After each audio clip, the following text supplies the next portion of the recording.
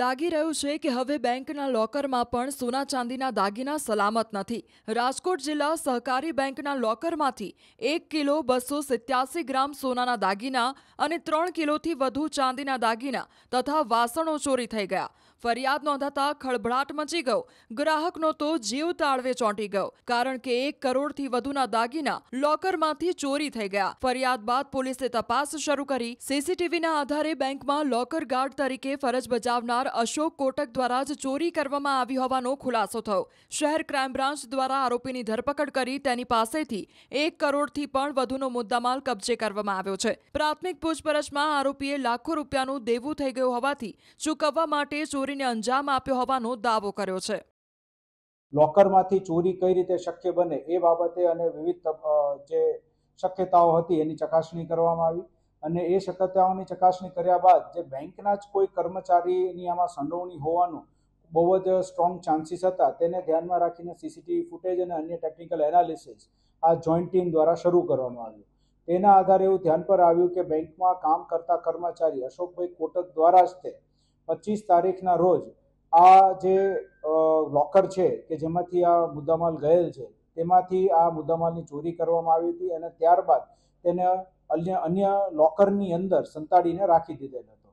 આ માહિતી મળ્યા બાદ તાત્કાલિક ટીમ્સ દ્વારા જે મુદ્દામાલ રિકવર કરવાની કામગીરી હાથ ધરવામાં આવી છે. આરોપી જે છે તેની ધરપકડ કરવામાં આવી છે અને આગળ જે છે એ કાયદેસરની કાર્યવાહી માટે એ ડિવિઝનને સોંપવા તજવીજ કરવામાં. તપાસ જે કરી છે એમાં એવું આવે છે કે આ જે લોકર હતું એ છેલ્લે 24 એપ્રિલના રોજ જ્યારે એક્સેસ થયું એ દિવસે આ ફરિયાદી દ્વારા પ્રોપર બંધ ન કરવામાં આવતા થોડું ખુલ્લું રહી ગયેલું હતું અને તેમના દ્વારા આ ખુલ્લું રહી ગયા બાદ ચકાસણી ન કરતા આ જે બેંકનો કર્મચારી જે પોતે લોકર ગાર્ડ તરીકે કામ કરે છે તેના ધ્યાન પર આવ્યું અને પછી તેણે તેમાંથી ચોરી કરી. હાલ જે છે એવું છે કે એને જે આ સોના ચાંદીના જે દાગીના જે હતા અને જે બીજું સામાન જે ચાંદીનો અલગ અલગ વસ્તુઓ હતી તો એને ઓગાળી નાખ્યું હતું અને પછી ત્યારબાદ એને સાચું. લાગી રહ્યું છે કે હવે બેંકના લોકરમાં પણ સોના ચાંદીના દાગીના સલામત નથી. રાજકોટ જિલ્લા સહકારી બેંકના લોકરમાંથી 1 કિલો 287 ગ્રામ સોનાના દાગીના અને 3 કિલોથી વધુ ચાંદીના દાગીના તથા વાસણો ચોરી થઈ ગયા. ફરિયાદ નોંધાતા ખળભળાટ મચી ગયો. ગ્રાહકનો તો જીવ તાળવે ચોંટી ગયો, કારણ કે 1 કરોડથી વધુના દાગીના લોકરમાંથી ચોરી થઈ ગયા. ફરિયાદ બાદ પોલીસે તપાસ શરૂ કરી. સીસીટીવીના આધારે બેંકમાં લોકર ગાર્ડ તરીકે ફરજ બજાવનાર અશોક કોટક દ્વારા જ ચોરી કરવામાં આવી હોવાનો ખુલાસો થયો. શહેર ક્રાઇમ બ્રાન્ચ દ્વારા આરોપીની ધરપકડ કરી તેની પાસેથી 1 કરોડથી પણ વધુનો મુદ્દામાલ કબજે કરવામાં આવ્યો છે. પ્રાથમિક પૂછપરછમાં આરોપીએ લાખો રૂપિયાનું દેવું થઈ ગયું હોવાથી ચૂકવવા માટે ચોરીને અંજામ આપ્યો હોવાનો દાવો કર્યો છે.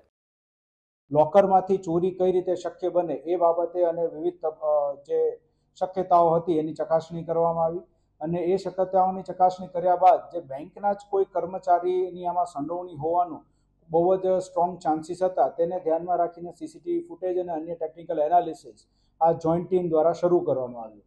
તેના આધારે એવું ધ્યાન પર આવ્યું કે બેંકમાં કામ કરતા કર્મચારી અશોકભાઈ કોટક દ્વારા જ તે 25 તારીખના રોજ આ જે લોકર છે કે જેમાંથી આ મુદ્દામાલ ગયેલ છે તેમાંથી આ મુદ્દામાલની ચોરી કરવામાં આવી હતી અને ત્યારબાદ તેને અન્ય લોકરની અંદર સંતાડીને રાખી દીધેલ હતો.